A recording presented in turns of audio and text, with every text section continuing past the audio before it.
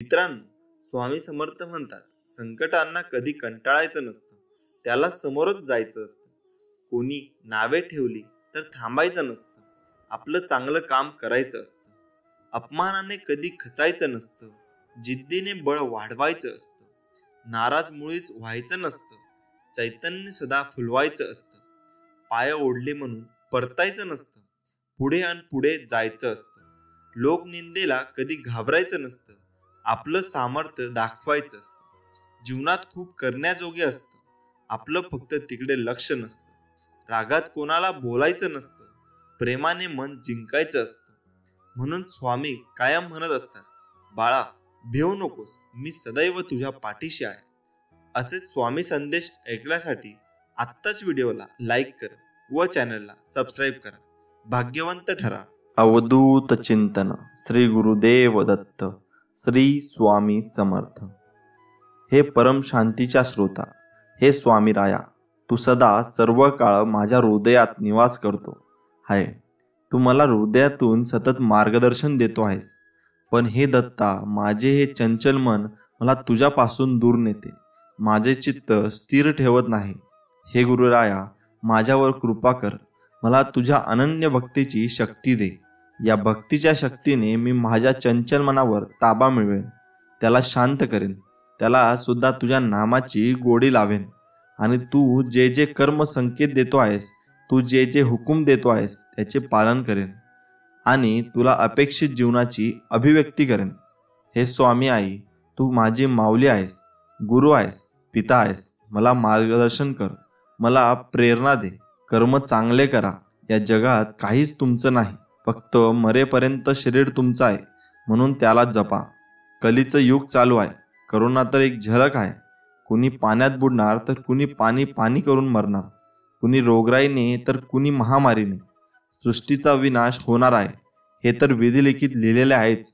हे जग जगबुडीच्या दिशेने हळूहळू चालत जाणारच आहे. करोडो रुपयांचा बंगला तरी शेवटच्या अंगवर रस्त्यावर, लाखोंची गाडी तरी 4 बांबूवरच जायचं असतं.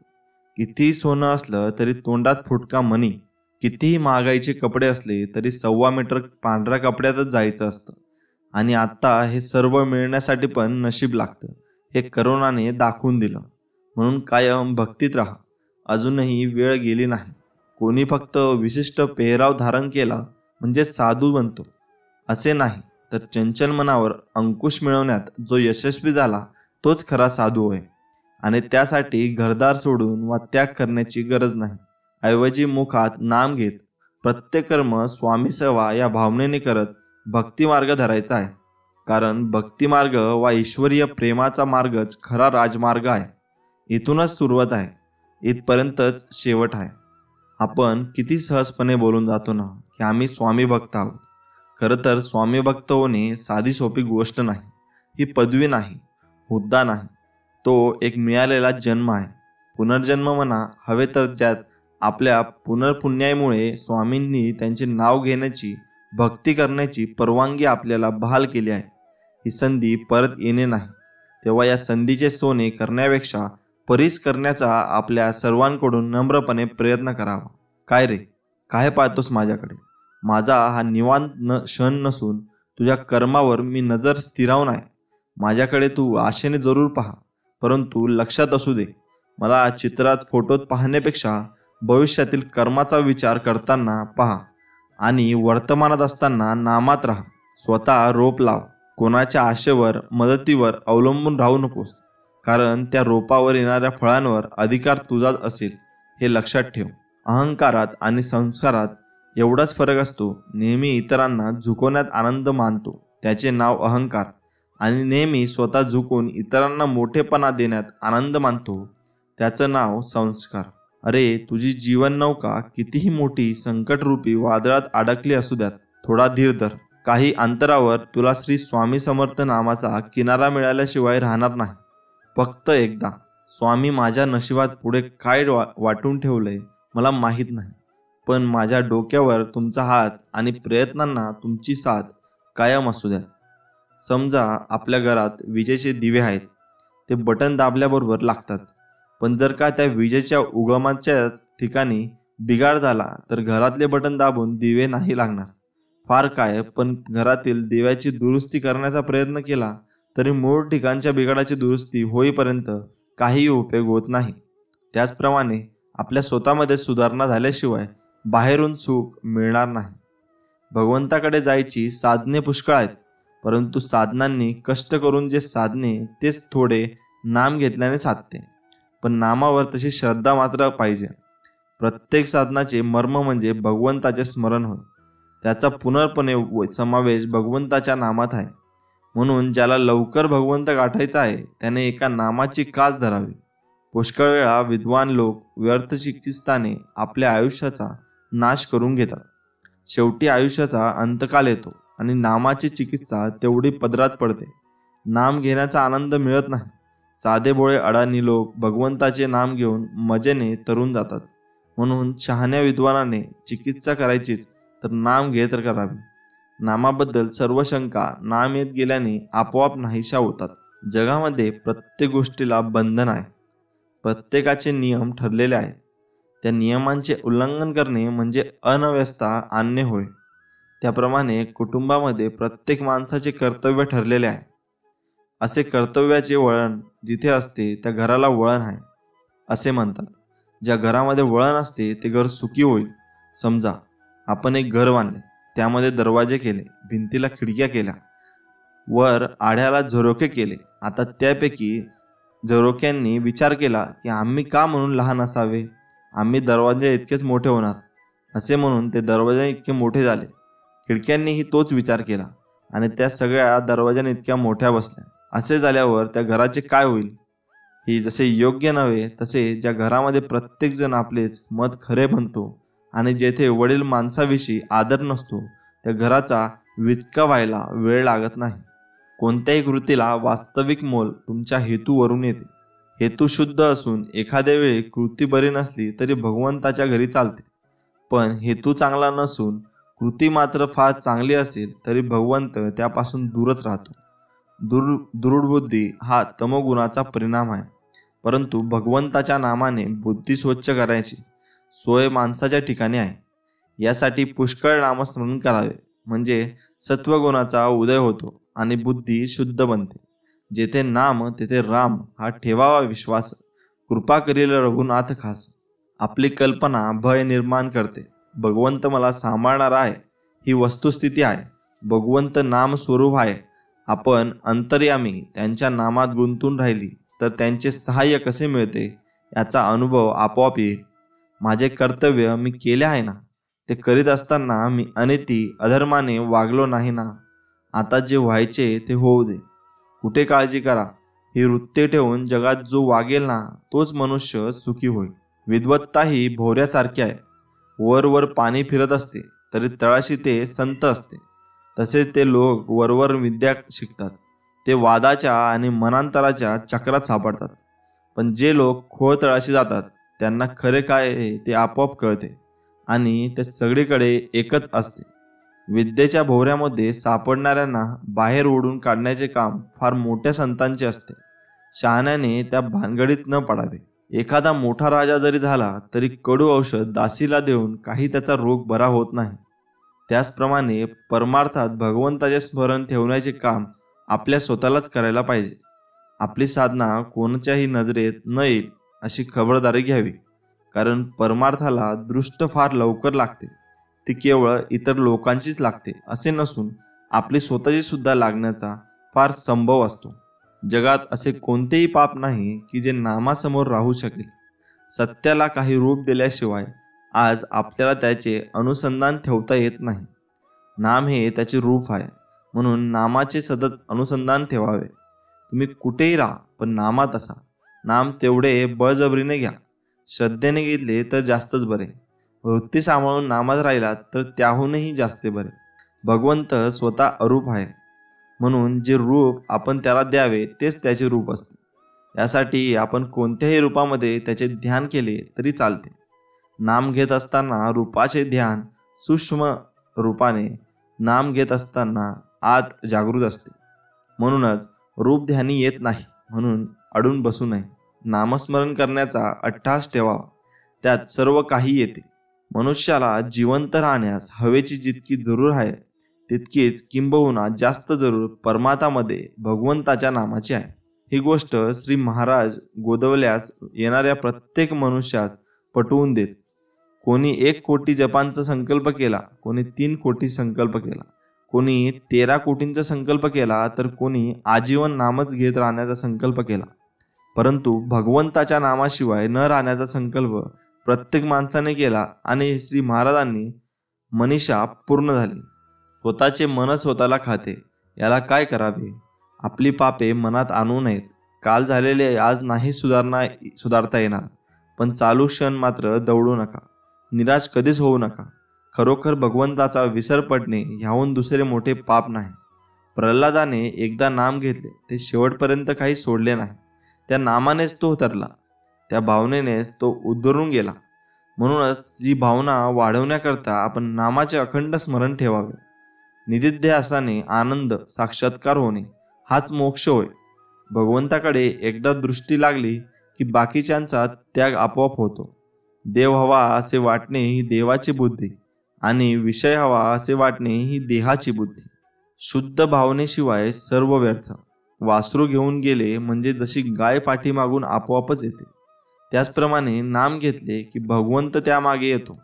भगवंताला शरण जाण्यात देहबुद्धी आणि अभिमान आड येतो. परिस्थिती आड येत नाही, ती व्यसनाच्या आड कुठे येते. अभिमान जपण्यासाठी उपाय म्हणजे जे जे कराल ते भगवंताला अर्पण करावे.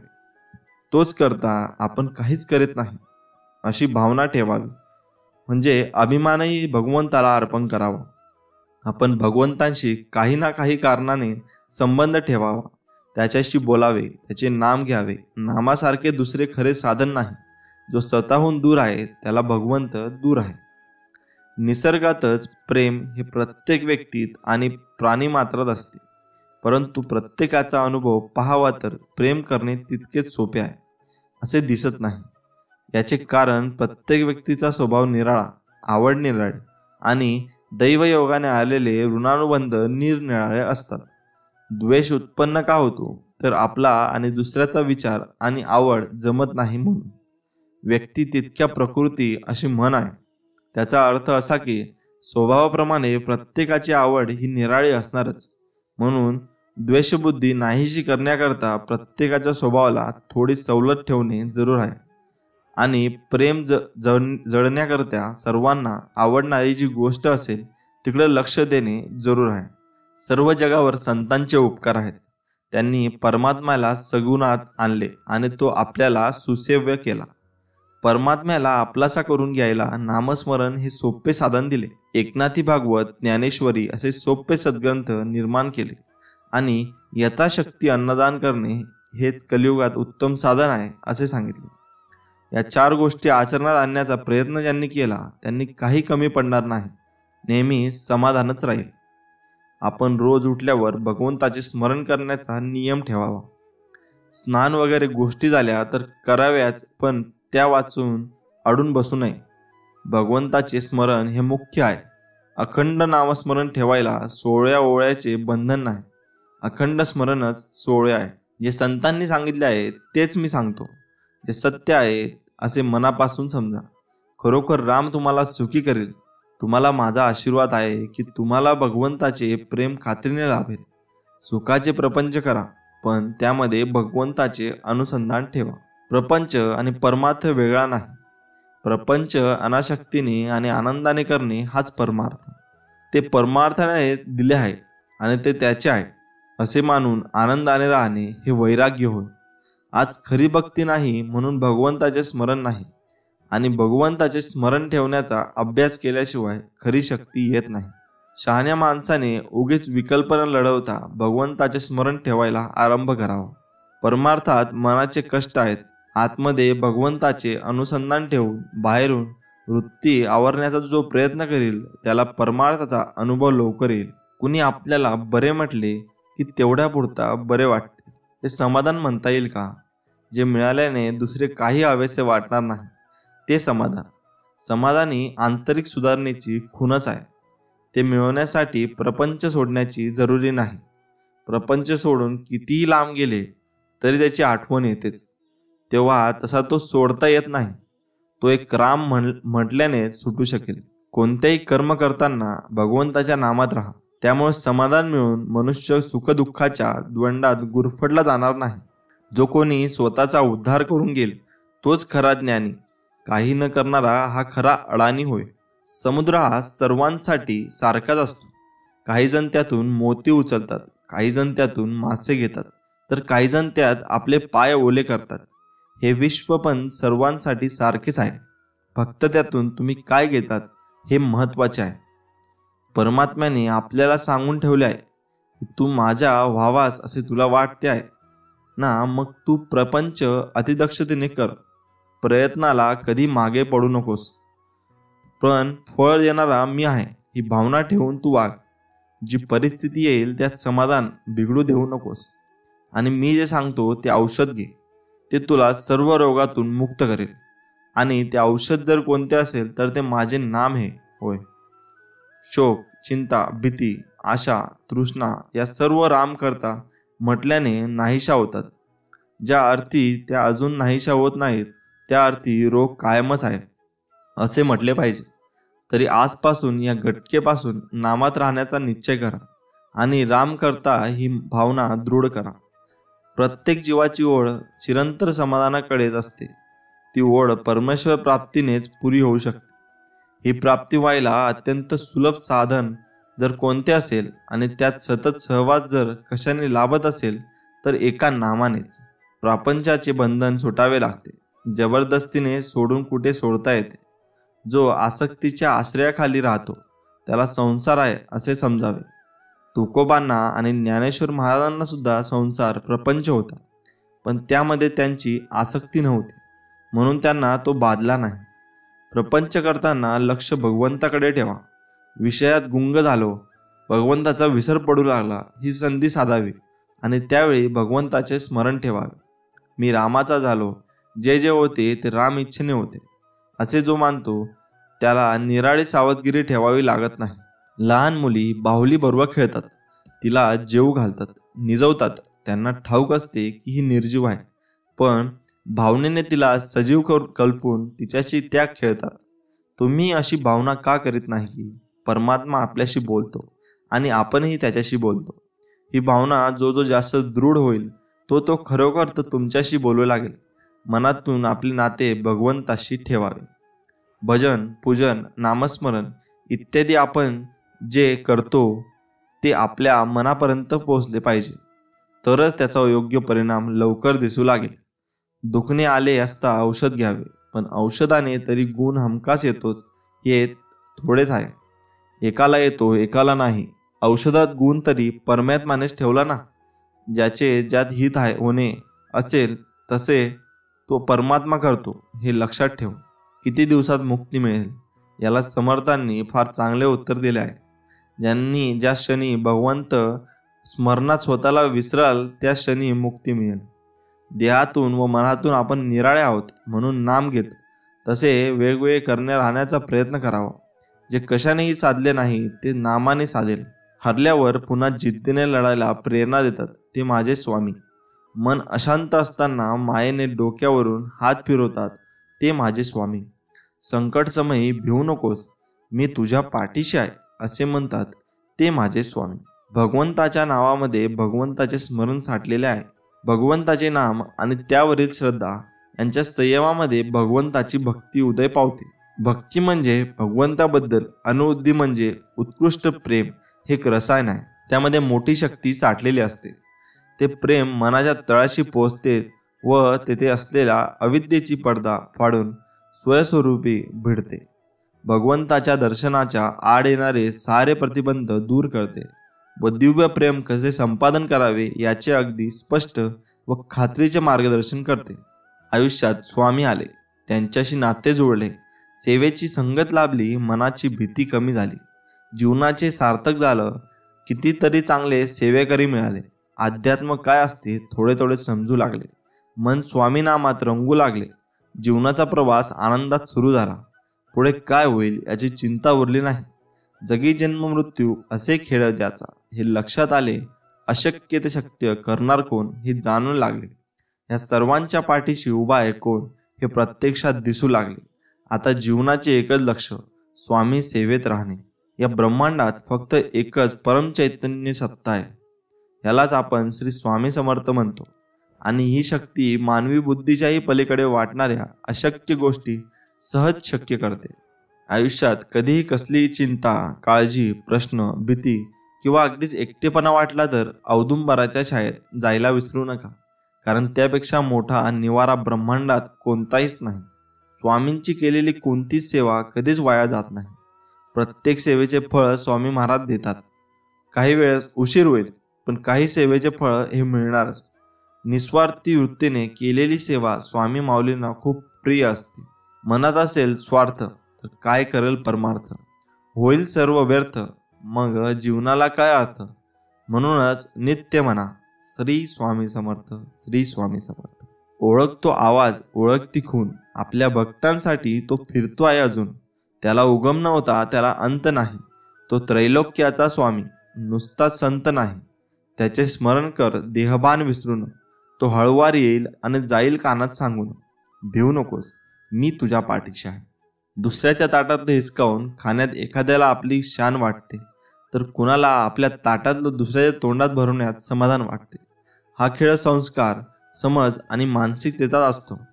परंतु एक गोष्ट मात्र पक्की आहे की दुसऱ्यांचं हिसकावून खाणाऱ्यांचं पोट कधीच भरत नाही आणि वाटून खाणारा कधी उपाशी राहत नाही. थोडा धीर घे, ही पण वेळ जाणार. परिस्थिती देखील तुझ्यासमोर गुडघे टेकणार. ही वेळ आज तुला आयुष्याचा धडा शिकवणार. आपलं कोण, परकं कोण यातला फरक दाखवणार. बघून ठेव कोण कसं वागतो. तुझी वेळ आली की बघ एक एक क्षण कसा नमतो. प्रत्येक दिवस चांगला येईल, पण ही वेळ खूप काही दाखवून जाईल. तोपर्यंत पळत राहा, जोपर्यंत तुझा देह मिळत नाही. अरे सगळं होतं या जगात, अशक्य असं काहीच नाही. अभिमानाला कधी तुमच्या मनाच्या घरात येऊ देऊ नका आणि स्वाभिमानाला कधी मनाच्या घरातून बाहेर काढू नका. कारण अभिमान तुम्हाला कधीच प्रगती करू देणार नाही आणि स्वाभिमान तुम्हाला कधीच अधोगतीकडे जाऊ देणार नाही. अपेक्षा जरूर बाळगा, पण नाती व माणसं तुटणार नाही याची फक्त काळजी घ्या. हे कायम लक्षात ठेव. मित्रांनो, आपण एक कथा जाणून घेऊया. श्रीकृष्ण आणि अर्जुन कथा. तुमच्या भाग्यात जे लिहिले आहे ते कुठूनही तुमच्यापर्यंत पोहोचणारच. एकदा कृष्ण आणि अर्जुन एका गावातून जात होते. तेथून जाताना त्यांना एक गरीब माणूस भीक मागताना दिसतो. अर्जुनाने त्याला आपल्या जवळची सोन्याच्या मोहरांनी भरलेली थैली दिली आणि परत भीक मागू नकोस असे सांगितले. थैलीवर मोहरांमुळे त्याचे आयुष्य नक्कीच सावरणार होते. तो आनंदाने घरी निघाला. मात्र एका चोराने ते पाहिले आणि त्याला पाठलाग करत मोहरांची थैली लंपास केली. गरीब माणूस स्वतःच्या नशिबाला दोष देऊ लागला. पोटा पाण्यासाठी दुसऱ्या दिवशी तो परत भीक मागू लागला. अर्जुनाने विचारले, काल तर तुला मोठी भिक्षा दिली, परत तू आज भीक मागू लागलास? त्याने आपबीती सांगितली. अर्जुनाला वाईट वाटले. त्याने जवळचा बहुमूल्य मोती त्याला दिला. तो मोती घेऊन आनंदाने घरी आला. पण घरात 18 विश्व दारिद्र्य असल्यामुळे तो मोती ठेवावा कुठे असा त्याला प्रश्न पडला. एका मडक्यात त्याने तो मोती ठेवला आणि तो निवांत झोपला. बायको घरी आली. तिने नवऱ्याला अनेक दिवसानंतर शांत झोपताना पाहिले. आवाज न करता ती गाडगी मडकी घेऊन नदीवर पाणी भरण्यासाठी गेली. परत येऊन पाहते तर हा नवरा शोध करत होता. तेव्हा तिच्या हातात मडके पाहून तो म्हणाला, हे तू काय केलेस? मी आज बहुमूल्य मोती ठेवला होता. आपलं नशीबच खराब, जाऊ दे. असे म्हणून तो माणूस परत नेहमीच्या ठिकाणी भीक मागायला जात होता. अर्जुनाने त्याला पाहिले आणि त्याला राग आला. तो कृष्णाला म्हणाला, आता तुझं काय ते बघ. कृष्णाने त्याला 2 सिक्के दिले. तो काही न बोलता ते घेऊन निघाला. वाटेत त्याला एक कोळी दिसला. त्याच्याकडे एक मासळी जाळ्यात अडकलेली दिसली. तिची तरफड पाहून त्याला दया आली. त्याने कोळ्याला 2 शिक्के दिले आणि मासोळी विकत घेऊन एका कटोरीत गाऊन घरी घेऊन आला. पाहतो तर काय, मासोळी पाण्यात टाकताच तिचे गिळालेला मोती बाहेर टाकला. तो मोती पाहून गरीब माणूस दिसला म्हणून ओरडू लागला. झोपडी बाहेरून जाणाऱ्या भुरट्या चोरांना वाटले, सोन्याच्या मोहरांची थैली नेताना कोणी आपल्याला पाहिले. कोणी आपल्याला शिक्षा देण्यापूर्वी इथून निष्ठून गेलेले चांगले असे म्हणत त्यांनी सोन्याच्या मोहरांची थैली गरिबाला सुपूर्त केली. तो तिथून पळून गेला. गरीबाला आश्चर्याचा धक्का बसला. मोहरांची थैली पण मिळाली आणि मोती पण मिळाला. दुसऱ्या दिवशी त्याने आठवणीने जाऊन श्रीकृष्णाचे आभार मानले. तेव्हा अर्जुनाने आश्चर्यचकित झाला. त्याने कृष्णाला विचारले, आधी मी त्याला मोहरा दिल्या, मोती दिला, त्याला लाभल्या नाहीत, मात्र तू दिलेले 2 शिक्के कसे काय लाभले? कृष्णाने सांगितले, आधी मिळालेला लाभाचा विचार तो स्वतः पुरता करत होता. 2 शिक्के मिळाले तर त्याने स्वतःचा विचार सोडून दुसऱ्याचा विचार केला. जो दुसऱ्यासाठी झटतो त्याला उत्कर्ष होतो. चांगल्या कामाची पेरणी केली तर मोबदलाही चांगलाच मिळतो. म्हणून चांगले कर्म करत राहा. हीच बाब लक्षात ठेवून आपण ही सत्कर्माची कास न सोडता आपले काम करत राहिले पाहिजे. जय श्रीकृष्ण. अजून एक कथा आहे मित्रांनो. नारद मुनींच्या शापांमुळेच श्रीरामाला वनवास भोगावा लागला. नारद मुनी हे भगवान विष्णूंचे परमभक्त म्हणून ओळखले जातात. चालता बोलता सतत नारायण नारायण जप करणारे नारद मुनी यांना देवर्षी सुद्धा म्हटले जाते. नारद मुनी एकदा तपश्चर्येला बसले. त्यांनी अनेक वर्ष कठोर तप केले आणि कोणी तपाला बसला की नेहमीप्रमाणे देवराज इंद्राला भीती वाटू लागली. कोणीही तप केले की इंद्राला तप करणारा व मागताना मोठी शक्ती मागून स्वर्गातली आपली सत्ता हिरावून घेईल असे वाटायचे. मग तो ते तप भंग करून पूर्ण होऊ नये म्हणून प्रयत्न करायचे. यावेळी इंद्राने कामदेवाला नारदाचे जप भंग करायला पाठवले. कामदेवाने अनेक प्रयत्न केले. नारदाजवळ सुंदर स्त्रीला पाठवले, पण नारदाने आपली तपश्चर्या भंग होऊ दिली नाही. आपले लक्ष विचलित न होऊ देता तपावरच केंद्रित केले. शेवटी कामदेवाने हार मानली आणि नारदासमोर हात जोडले. तो म्हणाला, हे मुनिवर, तुम्ही धन्य आहात. माझ्या कुठल्याही प्रयत्नाला तुम्ही यश लाभू दिले नाही. आपल्या धान्यात इतके मग्न की मी आजवर केवळ महादेवांनाच पाहिले आहे की ज्यांचे ध्यान कोणीही भंग करू शकत नाही. नारद हे ऐकून प्रसन्न झाले आणि स्वतःबद्दल त्यांना अभिमान वाटला. त्यांनी कामदेवाला उत्तर दिले, कामदेवा, आता तुमच्या लक्षात आलेच असेल की एवढे एकाग्रता असलेली काही एकटे महादेवच नाहीत. जाऊन सांगा तुमच्या देवराज इंद्रांना की नारदाचे तप कोणीही भंग करू शकत नाही. देवर्षी असल्यामुळे त्यांच्या मनात येईल त्या ठिकाणी प्रगट होण्याची सिद्धी प्राप्त होती. महादेवासारखी पातळी गाठल्याबद्दल त्यांना लगेच महादेवांसमोर जाऊनच सांगावे वाटले. ते ताबडतोब कैलासावर जाऊन महादेवांना भेटले. आनंदाने त्यांनी घडलेली घटना महादेवांना सांगितली. महादेवांना नारदाला थोडा गर्व झाल्याचे लक्षात आले, पण त्यांनी तसे काही न दाखवता नारदाचे अभिनंदन केले. वा देवर्षी, खूप छान, तुम्ही कमाल केलीत. धन्यवाद प्रभू. आता मला कधी एकदा माझ्या प्रभू विष्णूंना हे सांगतोय असं झालं. त्यांना सर्व समजले असेल. तुम्ही जाऊन सांगण्याची आवश्यकता नाही असे महादेवाने त्यांना सांगितले. महादेवाचे म्हणणे नारदाला समजले नाही. आपण भक्तीची एवढी परिसीमा गाठली असताना आपल्याच प्रभूंना का सांगू नये असे त्यांना वाटले. त्यांना अपेक्षा होती की हा वृत्तांत ऐकून भगवान विष्णू तर अत्यंत प्रसन्न होतील. ते तिथून तडक वैकुंठात गेले आणि अभिमानाने विष्णुदेवासमोर ही त्या घटनेबद्दल सांगितले. महादेवांनी सांगितल्याप्रमाणे श्री विष्णूंना त्रिकालदर्शी असल्यामुळे सर्व काही माहीतच होते आणि आता नारद बढाई मारण्यासाठी आपल्यासमोर आले आहेत हेही त्यांना समजले. त्यांनी एक स्मित हास्य केले आणि नारदांना सांगितले, वा मुनिवर, यापुढे ही असेच सावध राहा. नारद मुनींना हवी तेवढी प्रतिक्रिया न मिळाल्यामुळे ते थोडे नाराज झाले. भगवंतांना नमस्कार करून ते निघाले. त्यांना जगात सर्वत्र संचार असे. ते फिरता फिरता एका राज्यात गेले. तिथल्या राजकन्या श्रीमंतीचे स्वयंवर होऊ घातले होते. राजाने नारदाला आदराने बोलावले, पाहुणचार केला. राजपरिवारातल्या सर्वांनी नारदाचा आशीर्वाद घेतला. श्रीमती अत्यंत सुंदर होती. तिला पाहून नारदाला साक्षात देवी लक्ष्मी पाहिल्याचा भास झाला. नारदाला तिच्या स्वयंवराबद्दल ऐकून त्यात भाग घेऊन तिच्याशी लग्न करायची इच्छा झाली. पण त्याला वाटायला लागले की देवी लक्ष्मी सारखी सुंदर असणारी राजकन्या आपला वरही नारायणा इतका सुंदरच निवडेल. ते पण पुन्हा वैकुंठात गेले आणि त्यांनी भगवंतांना आपल्यास हरिरूप देण्याची विनंती केली. हरी म्हणजे विष्णू. भगवंतांनी तथास्तु म्हटले. नारद स्वयंवरात पोहोचले. त्यांच्याकडे पाहून सर्वजण गालातल्या गालात हसत होते. नारदांना आश्चर्य वाटले, पण त्यांनी दुर्लक्ष केले. स्वयंवर सुरू झाले. राजकन्या सर्व हातात हार घेऊन एक एक इच्छुकाकडे बघत सभेतून फिरत होती. नारदाकडे आल्यावर तिला एकदम हसू आले आणि ती तशीच पुढे गेली. आता मात्र नारदाला काही कळेना.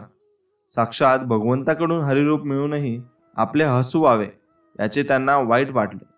त्यांनी जवळच्या एका जलपात्रात स्वतःचे रूप पाहिले आणि ते चमकले.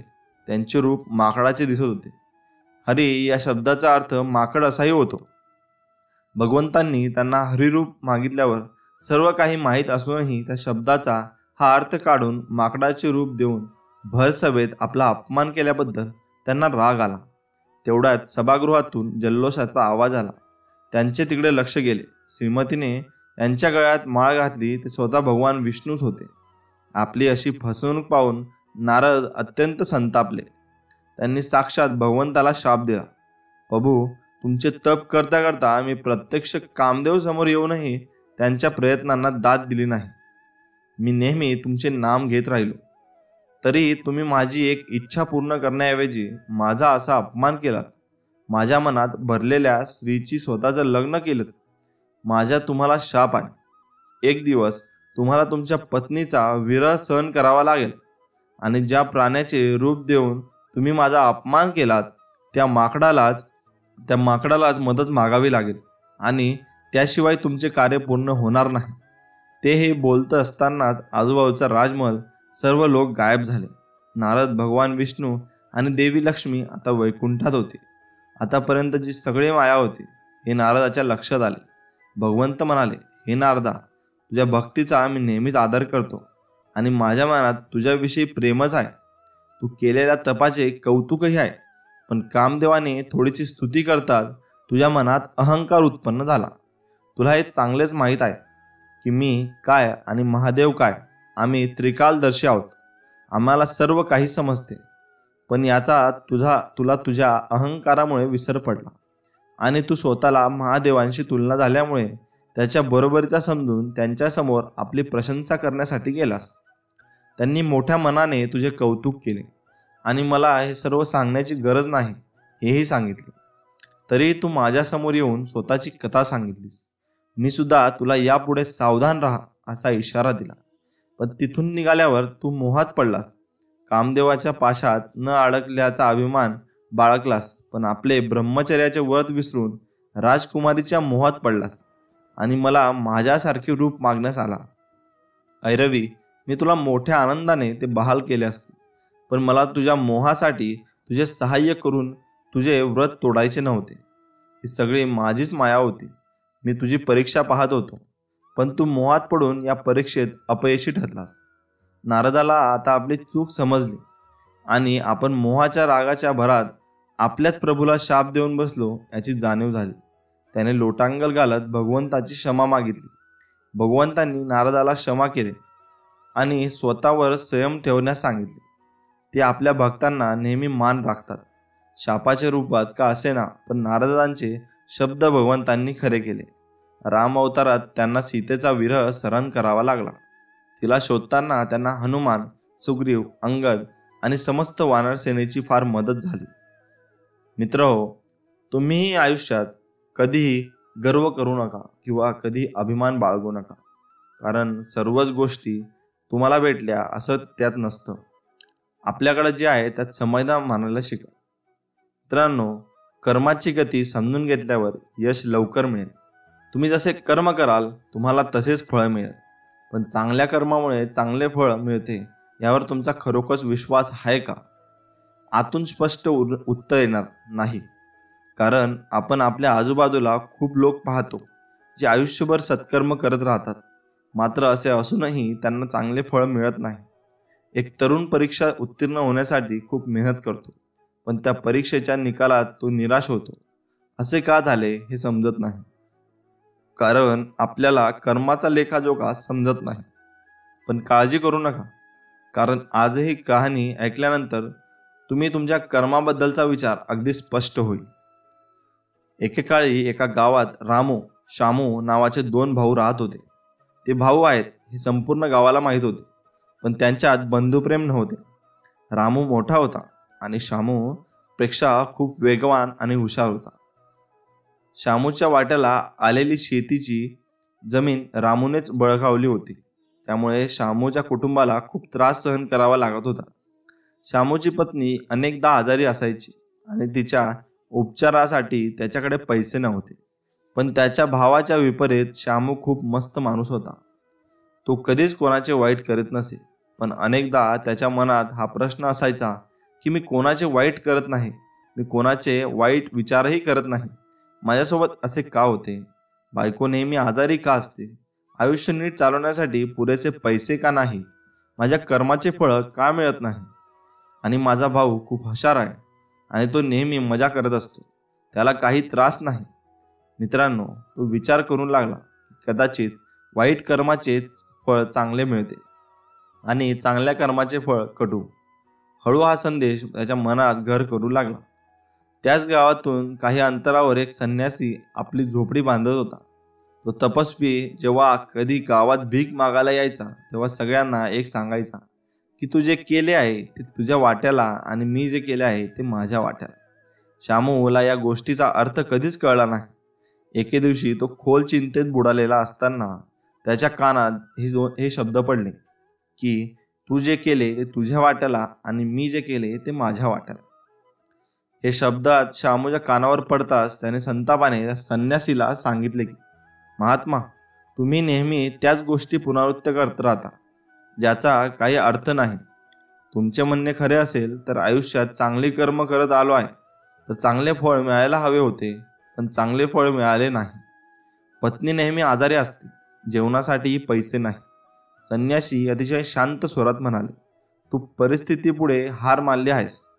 कठीण प्रसंगांनी तुझ्या विचारसरणीवर खोलवर परिणाम केला आहे. वाईट काळाने तुझी विचारसरणीही बदलली आहे. एक काम कर, आज संध्याकाळी काही फळे घेऊन माझ्या आश्रमात ये, मग मी तुझ्या सर्व प्रश्नांची उत्तर देईन. आणि असे बोलून संन्यासी आपली भिक्षापात्र घेऊन पुढच्या घराकडे निघून गेला. संध्याकाळी शामू काही फळे विकत घेऊन गावापासून दूर संन्यासीच्या झोपडीकडे निघाला. रस्त्याने पुढे जात असताना त्याला खूप शांतता वाटत होती, कारण रस्ता गावापासून दूर होता. त्यामुळेच काही हालचाल होत नव्हती. वाटेत सर्वत्र काही माकडे दिसत होती. शामूने विचार केला की माकडांनी काही फळे खायला द्यावीत. पण नंतर त्याने विचार केला की मी जर फळ घेऊन साधूकडे गेलो नाही तर मला माझ्या प्रश्नांची उत्तरे मिळणार नाही. त्यामुळे माकडापासून फळे वाचवीत तो संन्यासीच्या झोपडीत पोहोचला. शामू त्या झोपडीत पोहोचता संन्यासी म्हणाला, तुझ्या मनात होते तर माकडांना फळ खायला का दिले नाही? हे ऐकून शामू आश्चर्यचकित झाला. साधूबाबांना हे कसे कळले की त्याला माकडांना खायला घालण्याची इच्छा आहे? त्याने विचारले की मला माकडांना खायला घालायचे आहे, हे तुम्हाला महात्मा कसे कळले? साधू महाराज अतिशय शांत स्वरात म्हणाले, मला कसे कळाले हे काही आवश्यक नाही. आम्ही संन्यासी आहोत, प्रत्येकाचे मन वाचतो हे समजून घेणे आवश्यक आहे की जसे हजारो गायींमध्ये वासरू आपली आई शोधते त्याचप्रमाणे कर्म आपल्या कर्ता शोधतो. हे काम माझ्या हातून करावायचे आहे असे लिहिले होते. आणि असे सांगून साधू महाराज ते आपल्या हातातील फळे घेऊन वानरांना खायला द्यायला सुरुवात केली. शामूला याचा अर्थ कळला नाही, म्हणूनच त्याने त्या साधू महाराजांना विचारले, महाराज, मला तुमच्या शब्दाचा अर्थ कळाला नाही, कृपया अर्थ समजून सांगण्याची कृपा करा. तपस्वी अतिशय शांत सुरात सांगू लागला की माणसाला नेहमी असे वाटते की तोच करणारा आहे, तोच करता आहे आणि तोच कर्म करेल. पण समजून घेण्याची गोष्ट अशी आहे की कर्म आपला चुनाव स्वतःच निवड करतो. तुम्ही कर्म निवडत नाही.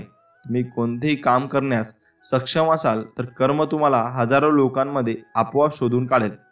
म्हणूनच पात्र बनवण्यावर लक्ष केंद्रित करा, काम करण्यावर लक्ष केंद्रित करू नका. जर तुम्ही फक्त काम करण्यावर लक्ष केंद्रित केले तर तुम्ही कधीही पात्र बनू शकणार नाही. पात्र होण्यासाठी आधी ती छोटी छोटी कर्मे करायला सुरुवात करा आणि जेव्हा तुमची लायक व्हाल तेव्हा मोठे कर्म, मुख्य कर्म किंवा ज्या कर्मासाठी तुम्ही बनले आहेत ते कर्म तुमच्याकडे परत येईल. उदाहरणार्थ, तू या माकडांना बघ. ही माकडे लहान लहान कर्म करून झाडांवर चढायला शिकली, गुलाट्या लावायला शिकली आणि त्याच प्रकारे त्यांनी छोटी छोटी कर्म करून माझ्यापर्यंत पोहोचले आणि माझ्यापर्यंत पोहोचल्यानंतर त्यांचे अन्न त्यांच्यापर्यंत पोहोचले. म्हणूनच दैनंदिन जीवनात छोटी छोटी कर्म करून स्वतःला सक्षम बनवत राहा. आणि जेव्हा तुम्ही सक्षम व्हाल तेव्हा आपोआपच मोठे व्हाल. संन्यासी पुढचे विधान म्हणून लागले, जे लक्षपूर्वक ऐकणे खूप महत्त्वाचे आहे. जर तुम्ही योग्य होण्यासाठी कर्म केले नाही तर इतक्या लोकांच्या कर्माचा तुमच्यावर परिणाम होईल. उदाहरणार्थ, तुझी पत्नी अनेक दिवसापासून आजारी आहे. तू अनेकदा विचार करत असतो की मला कोणत्या कर्माची शिक्षा दिली जात आहे. पण समजून घ्यायची गोष्ट म्हणजे तुझी बायको स्वतःच्या कर्मामुळे आजारी आहे, ते तुझ्या कर्मामुळे नाही. तुझे कर्म चांगले आहेत, पण तू काय माहीत तुझ्या बायकोची कर्म पूर्वी चांगले नसतील, त्यामुळे ती आजारी पडली आणि तुझ्या पत्नीला कर्मामुळे तुलाही त्रास होत आहे. पण जरा विचार कर की तू योग्य असता तर तू तुझ्या पत्नीचा इलाज करू शकला असता, तिला बरा करू शकला असता. जर तू योग्य झाला तर इतर लोकांच्या कर्माचा तुझ्यावर परिणाम होणार नाही. संन्यासीने शामूला बजावले, शामू, लक्षात ठेव, तुला जे हवे आहे ते मिळत नाही, तर उलट तुला मिळते ते ज्यासाठी तू योग्य आहेस. म्हणून तुमची योग्यता काढण्यासाठी काम करा, त्यासाठी कर्म करा. कर्माचे फळ मिळवण्यासाठी कधीही कर्म करू नका. शामूने हात जोडून साधूला प्रश्न विचारला की महात्माजी, कृपया मला सांगण्यासाठी दयाळपणा दाखवा की मी माझी क्षमता कशी वाढवू शकतो, जेणेकरून माझे मुख्य कर्म मला सापडेल. आता साधू महाराज अतिशय शांत स्वरात सांगू लागले की हे बनण्याचे खूप सोपे मार्ग आहेत. पहिला मार्ग म्हणजे कर्म करून विसरणे. तुम्ही जे काही काम करत आहात ते स्वतःला पात्र बनवण्यासाठी ते कर्म केल्यावर ते विसरा. तुम्हाला काय मिळाले याचा विचार करू नका.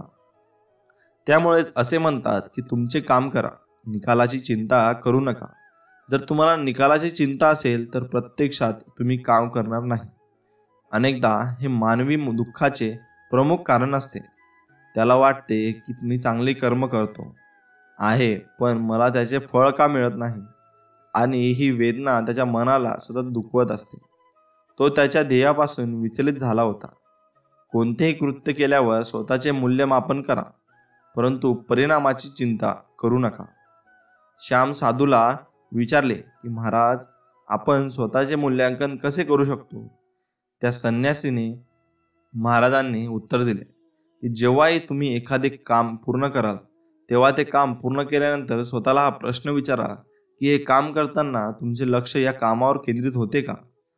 तुमचे लक्ष दुसरीकडे भटकत होते. अशा रीतीने तुम्ही स्वतःचे मूल्यांकन करू शकाल आणि तुम्ही कोणतेही काम जितक्या काळजीपूर्वक कराल तितकी तुमची क्षमता वाढेल. आणि जर तुम्ही काही काम फक्त पूर्ण करण्यासाठी करत आहात तर तुम्ही त्या कामाचा योग्य कधीच बनू शकणार नाही. ते कर्म पूर्ण होईल पण त्याचे फळ तुम्हाला मिळणार नाही. म्हणूनच अशा प्रकारे आकलन करा, तुमचे लक्ष तिकडे होते का नाही, किंवा तुमचे विचार तुमच्या तिकडे घेऊन गेले होते. आणि पुढच्या वेळी तुम्ही कर्म कराल तेव्हा तुमचे विचार त्या कर्माला चिटकून राहावेत असा प्रयत्न करा. इकडे तिकडे इतर गोष्टींमध्ये हरवून जाऊ नका. यावर शामूने प्रश्न विचारला की महाराज, आपण कोणतेही काम करतो तेव्हा आपले मन विचारांनी ग्रासून जाते. तो वेगवेगळ्या गोष्टींचा विचार करू लागतो. मग आपण आपले मन केवळ एका कर्मावर कसे स्थिर करू शकतो, यावर काही उपाय सांगा. याला उत्तर देताना साधू महाराज म्हणू लागले की तुम्ही कोणतेही काम कराल तेव्हा त्यात तुमचा संपूर्ण भाव टाका. त्यामुळे तुमचे विचार एकाच कर्मावर केंद्रित राहू शकतात. पूर्ण भक्ती, प्रेम आणि समसतेने केलेले कर्म तुमचे विचार इकडे तिकडे भरकूट देत नाही. जेव्हा तुम्ही कर्म करता, पूर्ण निष्ठेने करता नाही, तेव्हाच विचार तुम्हाला इतर दिशेने घेऊन जातात. त्यात पूर्ण प्रेम टाकत नाही, पूर्ण भाव दाखवत नाही. जेव्हा तुम्ही 3 गोष्टी कर्मात आणता तेव्हा साहजिकच तुम्ही त्या कर्मात पूर्णपणे सामावून जाता आणि तुमचे मन आणि मेंदू एकाच ठिकाणी स्थिर राहतो.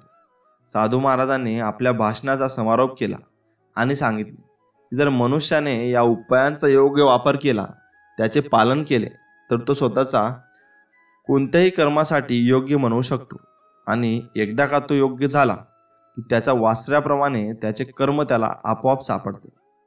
श्यामूला काही फळांच्या बदल्यात आयुष्यभराचे ज्ञान मिळाले होते. त्याला ते मिळाल्याचे स्पष्ट झाले. त्याच्या मनातले सगळे प्रश्न संपले. तो साधू महाराजाला नमस्कार करून आपल्या घरी घेऊन आला व त्याने साधू महाराजांना पाहुणचार केला. मित्रांनो, असेच कर्माचे फळ असतात. कर्म तुम्ही करा, त्याची फळाची अपेक्षा करू नका. मित्रांनो, आपण आता जाणून घेऊया, दिवसाला 24 तास असतात. त्यातील आपण किती ठरवलं तरी जास्तीत जास्त 3 ते 4 तास आपण लोकांसोबत बोलतो. मग ते कोणीही असू देत. त्यानंतर काय? त्यातील 90% वेळ हा आपल्या स्वतःसोबत घालवायचा असतो. आणि तेच खूण कठीण असतं. कारण आपल्याला सगळ्यांशी वेळ असतो, पण जेव्हा आपल्याला स्वतःसोबत वेळ घालवायला असतो तेव्हा आपण कारण देत बसतो. स्वतःला बिझी ठेवतो. त्यात जे आपल्याला नाही आवडत ते करतो आणि ती गोष्ट इग्नोर करतो. पण असं तुम्ही किती वेळा करणार आहात? थोडा वेळ फक्त. जेव्हा तुम्हाला स्वतःसोबत वेळ घालवलेल्या वेळाला कंटाळा येणार नाही ना, तेव्हा तुम्ही खऱ्या अर्थाने स्ट्रॉंग व्हाल. कारण तुम्हाला माहीत आहे की जर आपण एकटे बसलो तर ते वाईट विचार येतात डोक्यात, पण त्यांनाच तर काढून टाकायचं आहे ना. त्यालाच तर मेंटली स्ट्रॉंग होणं बोलतात. आणि ते कसं करायचं ते बघू. पहिले तर हा विचार करा की प्रत्येक दिवस हा शेवटचा दिवस आहे तुमच्या आयुष्यातील. जर असं तुम्ही विचार केला तर तुम्हाला कसलंच टेन्शन राहणार नाही, कुठलं स्ट्रेस राहणार नाही. तुम्ही उद्याचा विचार करणं सोडून द्याल. जे तुम्हाला करायचं होतं ते करायला घ्या. ज्या गोष्टी कराल त्या तुम्हाला आवडतात आणि बघा, मग तुम्हाला तुमचं आयुष्य किती सोपं वाटायला लागेल. कारण जर आपणच नसू तर मग बाकीच्या गोष्टींना काहीच महत्त्व राहणार नाही. पण हे तुम्हाला ठरवायला लागेल आणि नसेल जमत तर जमवावं लागेल. आपला माइंडसेट बदलावा लागेल. रोज रोज तेच तेच करणं सोडावं लागेल आणि असं आयुष्य जगून बघावं लागेल. तुम्हाला स्वतःला कधीच कंटाळा येणार नाही. करून बघा हे 2 ते 3 महिने. तरी मग मला सांगा, कधी कधी तुम्ही खूप मेहनत कराल, जीव तोडून काम कराल, पण त्याचं फळ मिळणार नाही. म्हणून सगळं सोडून नाही द्यायचं. कारण त्यांचा फक्त एक पाऊल पुढे कदाचित त्याचं उत्तर आणि यश लपलेलं असेल. जीवनात सगळ्याच गोष्टी वाईट घडत असतील, एकही गोष्ट आपल्याला पाहिजे तशी होत नसेल तर रडत नाही बसायचं. कदाचित तुमच्या काम करण्याची पद्धत चुकीची असू शकते. फक्त तेव्हा एकच गोष्ट लक्षात ठेवा, जर बाकीचे करू शकतात तर मी का नाही. जेव्हा खूप लोक तुम्हाला फसवतील, धोका देतील, आपल्यासोबत वाईट वागतील, तेव्हा आपण स्वतःलाच कोसत बसू की नेहमी मीच का, माझ्यासोबत असं का होतं नेहमी, मीच एवढा अनलकी कसा आहे. तर तसं काही नसतं. फक्त ती वेळ तशी असते. तेव्हा थोडा वेळ द्या स्वतःला. सावरायला कोणी कुठे पळून जात नसतात. सगळे असतात आपल्यासोबत. जास्त करून आई बाबा. एक वेळ येते जेव्हा आपल्याला नाही कळत की आपण काय करतोय, आपल्याला काय करायचं, आपण हे का करतोय. पण तेव्हा ते काम करत राहा. कारण तेच तुम्हाला नवीन संधी देत राहतील. किंवा ते करताना तुम्ही काहीतरी नवीन शोध लावू शकता जे तुम्हाला आवडतं. कधी कधी वाटेल की सगळं सोडून कुठेतरी निघून जावं. वाईट विचार येतील डोक्यात की स्वतःला संपवावं, कोणाला तरी फसवावं, जसं लोकांनी आपल्याला फसवलं. पण ते फक्त त्या सिच्युएशनवरती तुमची रिॲक्शन असते. म्हणून इमोशनला कधी आपल्या विरुद्ध वागू देऊ नका. कितीही काही झालं तरी कारण तुम्ही असाल तर सगळं आहे. सुरुवातीला हवीशी वाटणारी माणसं नंतर तेच त्याचा तिरस्कार करायला लागतात. सगळं चांगलं चालू असताना अचानक अशी काही वादळं येतात जे सगळं उद्ध्वस्त करून टाकतात आयुष्याला. उत्साहाने भरलेल्या स्वप्नात अचानक सगळं तुटल्यासारखं वाटतं. सगळ्यांसोबत हसत असताना काही दिवस असे येतात जेव्हा एकटं राहावंसं वाटतं, जिथे कोणी नसेल सोबत. प्रेमाच्या दुनियेत जगत असणारे लोक काही दिवसात प्रेमाचं नाव सुद्धा ऐकल्यावर रागावून जातात. आयुष्य पुढे जात असताना अचानक आपल्याला आयुष्यात नक्की जे करायचं आहे ते सोडून आपण वेगळाच मार्ग निवडतो. नेहमी पॉझिटिव्ह विचार करणारे आपण अचानक सगळं जग निगेटिव्ह वाटायला लागतं. तुम्ही बोलाल, यार हा एवढा निगेटिव्ह कसा बोलायला लागला अचानक. तर कसं आहे ना, आपण कितीही पॉझिटिव्ह असलो तरी असे काही दिवस येतात आपल्या आयुष्यात जे आपल्याला निगेटिव्ह विचार करायला भाग पाडतात, जरी आपण खूप पॉझिटिव्ह असलो तरीही. पण ठीक आहे, त्या दिवसात आपल्याला वाटतं की आपले दुःख किंवा प्रॉब्लेम्स कोणासोबत तरी शेअर करावे. कारण इमोशन जास्त वेळ साठवून नाही ठेवता येत. हे कधीतरी बाहेर पडतंच. असतात असे काही दिवस जेव्हा आपण स्वतःवरच डाऊट घ्यायला लागतो. कारण ते आपल्याला आयुष्याचा एक भागच आहेत रे. आणि ते सगळ्यांसोबत होतं असं अधूनमधून. म्हणून फक्त माझ्यासोबतच असं होतं का असं विचार करू नका. एक फेज असतो त्याचा पण, आणि तुम्हाला त्यातून जावंच लागतं. त्याला काही ऑप्शन नसतं. मग तुम्ही बोलतात यातून बाहेर कसं पडायचं, तर त्याला पण वेळ द्यावा लागतो. असं लगेच काही होत नाही, कारण डिप्रेशनमध्ये जायला वेळ लागत नाही, पण त्यातून बाहेर पडायला लागतो. त्याचं हेच कारण आहे. आणि त्यासोबत तुमचं सराउंडिंग कसं आहे, तुमचा माइंडसेट कसा आहे, त्यावर खूप डिपेंड असतं. तुम्ही किती लवकर बाहेर येता ते. मी हे सांगितलं कारण आपल्या सगळ्यांच्या लाईफमध्ये या फेजमधून जावं लागतं. मग भलेही तो फेज आता नसेल, पण तो असतोच यार. ज्या दिवशी अशी फिलिंग येईल किंवा तुमच्यासोबत कोणी नसेल, तुम्ही एकटे पडाल आणि हार मानाल, तोच दिवस खूप कठीण असतो. कारण तेव्हा आपण पूर्णपणे हारलेलो असतो. कसलीच उमेद राहत नाही. सगळ्या गोष्टी चुकीच्या होताना दिसतात. खूप डिप्रेशनमध्ये गेलेलो असतो. कुठूनच मार्ग दिसत नाही. काय करावं काय सुचत नाही. आता बस झालं, आता नाही होणार माझ्याकडून, मी हार मानली आहे. तो दिवस आपल्या सगळ्यांच्या आयुष्यात येणारा. तेव्हा काहीच नाही करायचं. सगळं सोडून एक शांत ठिकाणी बसायचं आणि कुठे चुकलो, काय चुकीच्या गोष्टी केल्या, इथपर्यंत त्याचा विचार करायचा. त्यानंतर आपल्या आईवडिलांचा विचार करायचा की जर ही गोष्ट त्यांना समजली तर ते पूर्णपणे तुटून जातील आणि संपून जातील. नंतर तुमच्या स्वप्नांचा विचार करायचा की जर तुम्ही आज हार मानली तर ज्यासाठी एवढे त्याग केले, एवढी मेहनत घेतली, एवढ्या प्रॉब्लेमला फेस केलेत, त्याला काहीच अर्थ राहणार नाही. हार मानायला वेळ लागत नाही यार, पण त्यानंतर ज्या गोष्टी वाईट घडणार आहेत ना, त्यातून बाहेर पडायला वेळ लागतो. आणि तुम्ही एवढे स्ट्रॉंग आहात म्हणून या स्टेजपर्यंत पोहोचले आहात. नाहीतर खूप जणांनी आधीच हार मानलेली आहे. एवढे प्रॉब्लेम्सला सामोरे गेलात, आता खूप जवळ आला आहात. तुम्ही एवढ्यासाठी हार मानणार आहात का? मला माहीत आहे तुम्ही हे पूर्ण करू शकता, कारण तुमच्यात तेवढी क्षमता आहे आणि जिद्दसुद्धा. आता तुम्ही चालू केलेली शर्यत तुम्ही संपवायची आहे, कारण लोक इथं तुमच्या हारण्याची वाट बघत आहेत. आणि हेच चुकी तुम्ही आज करणार होता.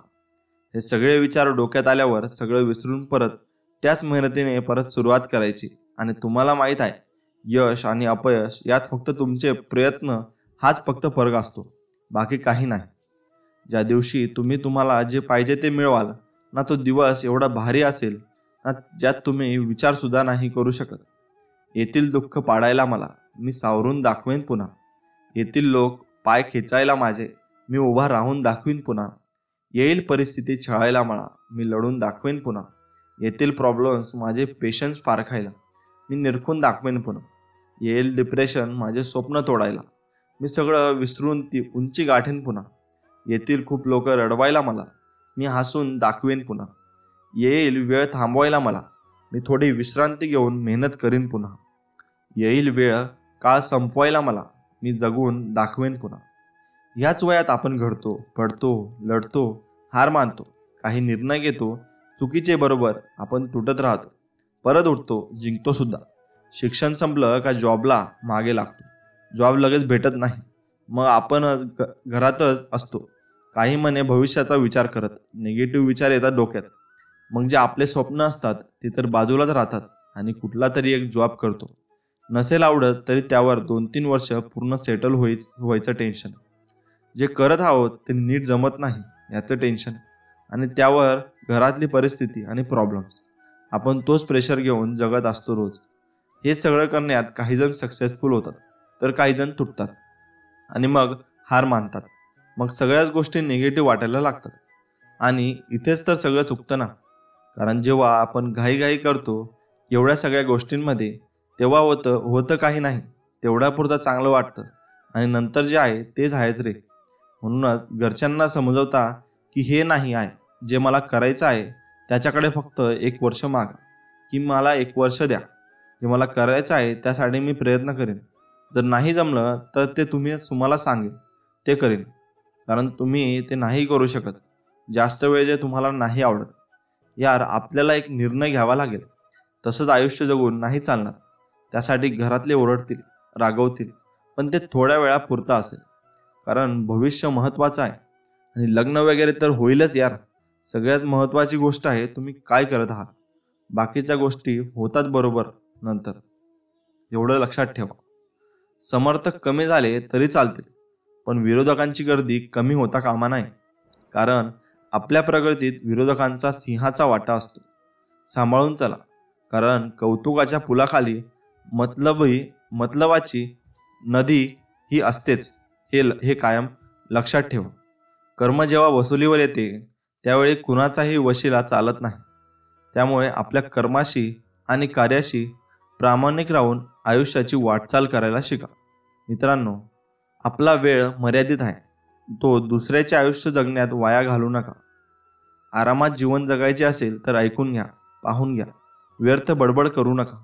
ज्याला खरोखरच लक्ष गाठायचे आहे त्याने प्रत्येक गोष्टीकडे लक्ष द्यायला हवे. आपले अंतःकरण जोपर्यंत शुद्ध आहे तोपर्यंत कशाचीही भीती बाळगण्याची गरज नाही. शक्यतो कुणाचेही उपकार घेऊ नका, आणि जर का घेतले तर त्या व्यक्तीलाही तशी मदत करा. अपराध्याला पुन्हा पुन्हा क्षमा करणं ते अपराध करणे इतकंच धोक्याचं आहे. ज्याच्याजवळ सुंदर विचार असतात तो कधी एकटा नसतो. बुडणाऱ्यांना किनाऱ्यावरून सूचना देतात ते सामान्य, आणि स्वतःचा जीव धोक्यात घालून त्यांना वाचवतात ते असामान्य. संकटात उडी घेऊन जे कार्य करतात त्यांनाच विजयश्री घार घालते. तुम्हाला हवे होते पण मिळाले नाही म्हणून निराश होऊ नका. कदाचित त्याने तुमचे चांगले होणार नसेल. केवळ योगायोग असे काहीही नाही. जीवनातील प्रत्येक घटनेला अर्थ असतो. लबाडी ही तोकड्या चादरासारखी असते. तोंडावरून ओढली घ्यावी तर लगेच खाली पाय उघडे पडतात. झाडासारखे जगा, खूप उंच व्हा, पण जीवन देणाऱ्या मातीला विसरू नका. चांगले काम करायचे मनात आले की लगेच करून टाका. भीतियुक्त श्रीमंत जीवन जगण्यापेक्षा शांततामय मानवाचे गरीब जीवन चांगले. ज्या गोष्टी कधी बदलू शकत नाही त्यांच्याविषयी कधी दुःखी होऊ नका. दुर्जन मंडळीत बसण्यापेक्षा एकटे बसणे बरे, आणि एकटे बसण्यापेक्षा सज्जन मंडळीत बसणे हे त्याहून बरे. आपल्या दोषांवरचे उपाय हे नेहमी आपल्याकडेच असतात. फक्त ते शोधण्याची तसदी घ्यावी लागते. बोलावे की बोलू नये असा संभ्रम निर्माण झाला असता मौनाने बोलण्याची जागा घ्यावी. जर तुम्हाला कोणीही रिजेक्ट अस्वीकार केलं तर निराश होऊ नका. सर्वसाधारण लोक महागड्या वस्तू रिजेक्ट करतात. त्या स्वीकारण्याची त्यांची ऐपत व लायकी नसते. मूर्ख माणसे आपापसात संभाषण करू लागली की शहाण्या माणसाने मौन धारण करणे योग्य. मोहाचा पहिला क्षण ही पापाची पहिली पायरी असते. जगात सारी सोंगे करता येतात, पण पैशाचं सोंग करता येत नाही. प्रसंगी थोडे नुकसान झाले तरी चालेल, पण शत्रू निर्माण करू नका. संयम राखणे हा आयुष्यातला फार मोठा गुण आहे. चिंता ही कुठल्याच दुःखावरचा उपाय होऊ शकत नाही.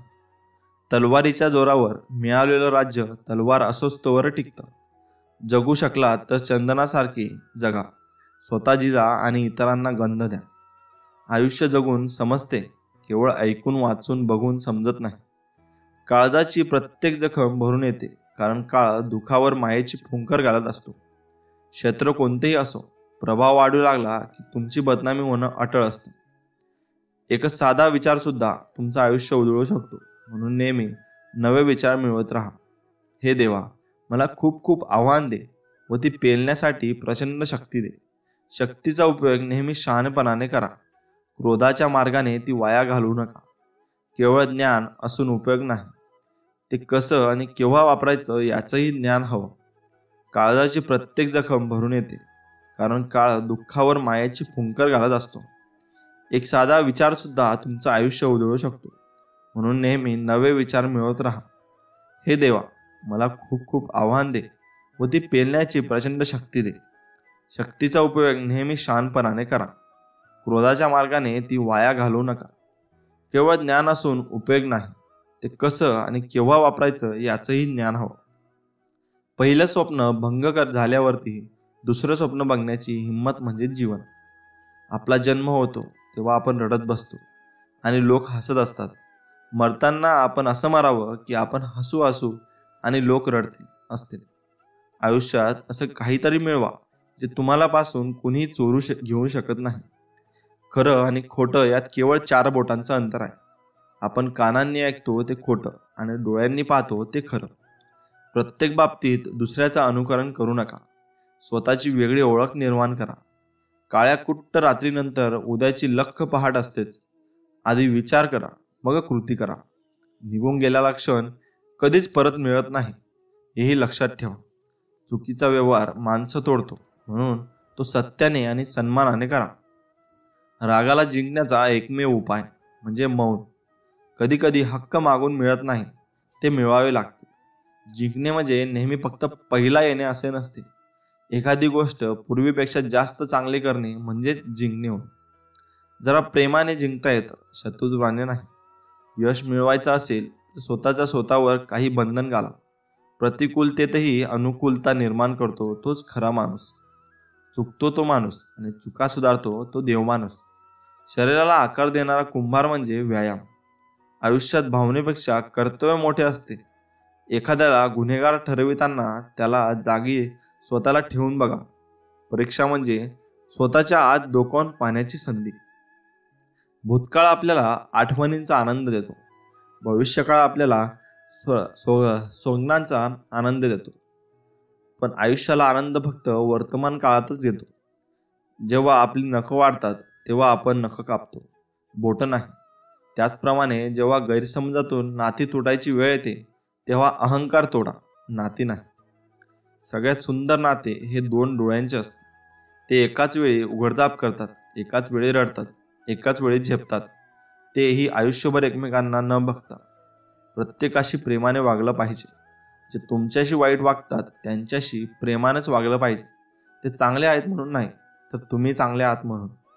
आपण पक्षाप्रमाणे आकाशात उडायला शिकलो, माशाप्रमाणे समुद्रात पोहायला शिकलो, पण जमिनीवर माणसासारखे वागायला शिकलो का? मानसिक स्वातंत्र्य हेच खरे स्वातंत्र्य आहे. ज्याचे मन स्वतंत्र नाही तो मोकळा असूनही गुलाम आहे. आपल्याला मदत करणाऱ्या माणसांशी नेहमी कृतज्ञ राहा. माणसानं राजहंसासारखं असावं. आपल्याला जे पटेल तेच घ्यावं, नाही ते सोडून द्यावं. माणसाचं छोटं दुःख जगाच्या मोठ्या दुःखात मिसळून गेलं की त्याला सुखाची चव येते. नात्याची सुंदरता एकमेकांचे दोष स्वीकारण्यात आहे. कारण एकही दोष नसलेला माणसाचा शोध घेत बसलात तर आयुष्यभर एकटे व्हाल. तुम्हाला तुमचे ध्येय गाठायचे असेल तर तुमच्यावर भुंकणाऱ्या प्रत्येक कुत्र्यावर थांबून दगड मारण्यापेक्षा नेहमी बिस्किट जवळ बाळगा आणि पुढे चालत राहा. मोत्याच्या हारापेक्षा घामाच्या धारांनी मनुष्य अधिक शोभून दिसतो. जर तुम्हाला तुमची श्रीमंती मोजायची असेल तर नोटा मोजू नका. कधी चुकून डोळ्यात दोन अश्रू आले तर ते पुसायला किती जण येतात ते मोजा. मन ओळखणाऱ्यांपेक्षा मन जपणारी माणसं हवीत. कारण ओळख ही क्षणभरासाठी असते, पण जपणूक ही आयुष्यभरासाठी असते. हे नेहमी लक्षात ठेवा. मित्रांनो, स्वामी भक्ती व स्वामींचे नाम मुखात हे दररोज आलेच पाहिजे व ते तुम्ही घेतलेच पाहिजे. नामात भरपूर प्रचंड ताकद आहे. नाम घ्याल तर तुम्ही कोणतेही काम करा, त्यात तुम्हाला यश मिळेलच, हे नक्की. स्वामी तुमच्या कायम पाठीशी राहोत अशी मी स्वामींकडे प्रार्थना करतो व या व्हिडिओची सांगता करतो. मित्रांनो, तुम्हाला जर व्हिडिओ आवडला असेल तर व्हिडिओला लाईक करा व आपल्या चॅनलला सबस्क्राईब करा, असेच नवीन संदेश ऐकण्यासाठी. चला तर मग, श्री स्वामी समर्थ. जय जय स्वामी समर्थ.